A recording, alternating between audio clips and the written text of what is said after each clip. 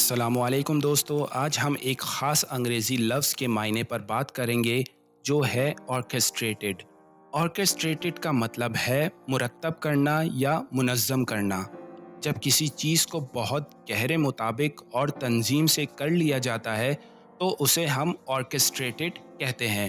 مثال کے طور پر اگر ایک میوزک کمپوزر اپنی سمفنی کے ہر ایک حصے کو بہت سوچ سمجھ کر اور دھیان سے ترتیب دیتا ہے تاکہ ہر انسٹرومنٹ اپنی جگہ پر صحیح طرح سے بجائے جائیں، تو ہم کہہ سکتے ہیں کہ اس نے اپنی سمفنی کو مرتب یا آرکیسٹریٹڈ کیا ہے۔